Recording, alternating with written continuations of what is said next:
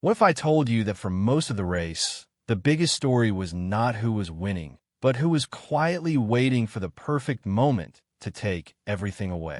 This weekend's NASCAR Cup Series showdown at Texas Motor Speedway was not just another stop on the calendar. It was the kind of race that kept shifting its shape every few laps. The kind of race where control looked real until chaos tore through it, and the kind of race where one restart changed the entire.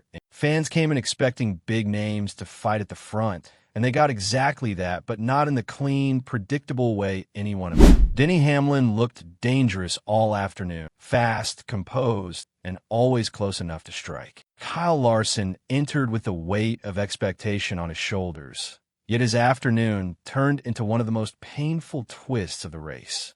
And while attention bounced from contender to contender, Chase Elliott kept building something that only became obvious when it was almost too late for everyone else to stop him. Then came the cautions, the pressure, the final four-lap dash, and suddenly the race stopped feeling like a contest of speed and started feeling like a test of. In a weekend packed with momentum swings, bold strategy, and broken hopes, one driver escaped the chaos. One driver was left wondering what might have been, and one driver saw his promising day slam into. This was not just a result.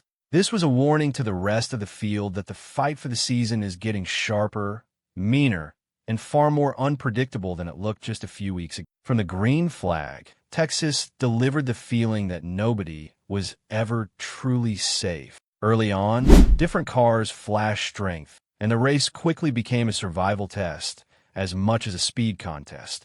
Christopher Bell showed front-running pace, but his day collapsed when he got caught up in trouble after Todd Gilliland spun ahead of him, sending Bell into the outside wall and out of the race far earlier than expected. That moment alone changed the complexion of the afternoon because it removed one of the fastest cars and reminded everyone just how unforgiving Texas can be. Carson Hocevar had started on pole and showed speed.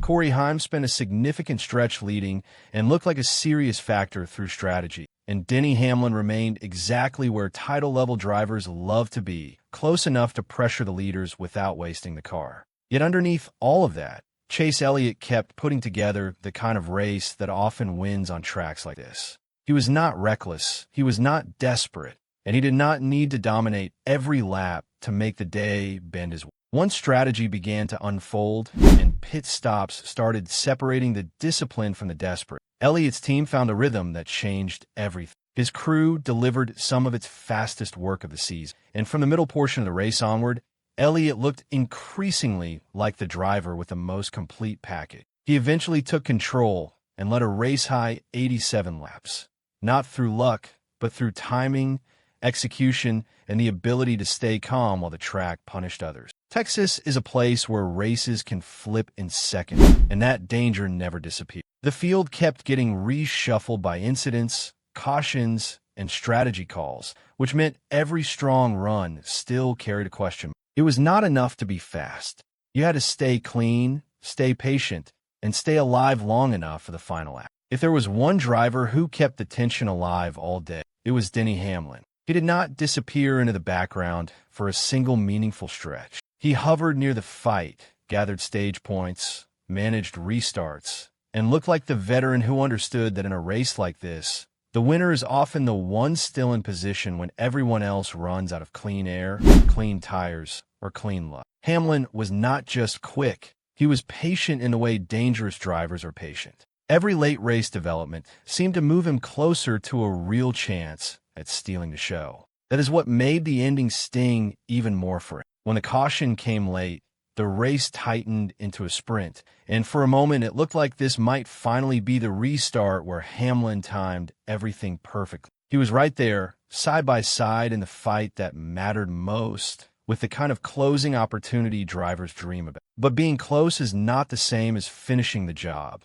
and at Texas, inches can feel like miles. On the other side of the emotional spectrum was Kyle Larson, whose story became one of the most dramatic turns of the week. Coming into the race, Larson was again part of the spotlight because whenever speed, aggression, and race-winning potential are in the conversation, his name naturally rises to the top. But Texas gave him no mercy. In Stage 2, Larson lost control in turn 2 and slammed into the outside wall, effectively ending his hopes of contending for the. It was a brutal swing because drivers like Larson are always one long green flag run away from taking over a race. Yet on this day, he never got that second chance. Instead of fighting for the closing laps, he was left with damage, frustration, and the kind of finish that feels heavier than the points alone suggest. That contrast, Hamlin charging toward the front while Larson fell out of the picture, gave the race a deeper emotional. One star saw the opportunity grow clearer with every restart, while another watched his challenge collapse. And that is why this race felt bigger than a normal weekend. It was not just about speed charts or finishing positions. It was about pressure, timing, and how quickly a strong storyline can become a painful source. Then came the moment that turned a strong race into a memorable one. A late caution set up a final restart with only a handful of laps left, and suddenly everything that had been built over the afternoon was compressed into one last burst of courage and control. This is where races stop belonging to the spreadsheet and start belonging to instinct. Chase Elliott had done the hard work to put himself in command, but late cautions do not care how perfect your previous 250 laps were. They drag everyone back together, erase comfortable margin, and force leaders to prove themselves one more time under maximum pressure. Hamlin lined up ready to pounce, and this was the kind of situation where his experience could have tilted the balance. For a brief second after the restart, the battle looked completely open. Elliott had to choose his line, trust the launch, and somehow keep momentum while Hamlin attacked beside him. The key difference came from support, timing, and execution. Alex Bowman's push helped Elliott clear the danger zone early, and once Elliott got enough breathing room off turn 2, the complexion changed immediately. From there, he did what elite drivers do when the window opens by half a second. He closed the door and never gave it back. Hamlin stayed in the fight, but the momentum had shifted. The restart that could have crowned a dramatic steal instead became the final confirmation that Elliott had the race in his. He crossed the line first. Hamlin came home second, and Bowman completed a strong run in third, while Tyler Reddick and Chris Buescher rounded out the top 5. The top 10 also featured Daniel Suarez, Carson Hocevar, William Byron, Bubba Wallace, and Ryan Blaney, proof that surviving Texas required more than outright pace. In the end, Elliott's win was not just fast.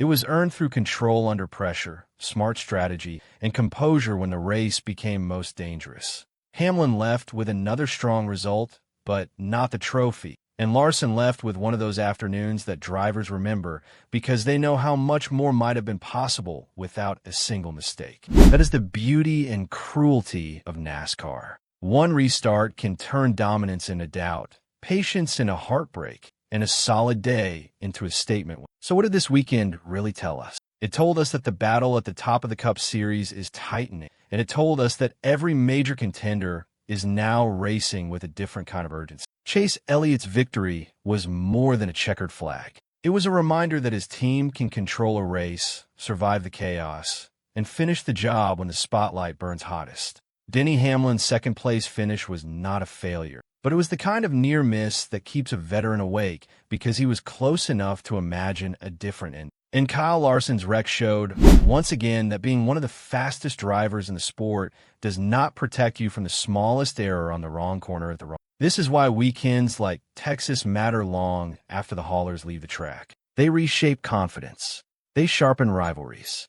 They force teams to review every pit call, every restart, every inch of decision-making that separates first from second and contention from catastrophe. Fans saw a race full of tension, but teams saw something even more serious. Proof that the margin at the front is brutally thin. One driver built a win through patience and execution. One driver chased him to the line and still left unsatisfied.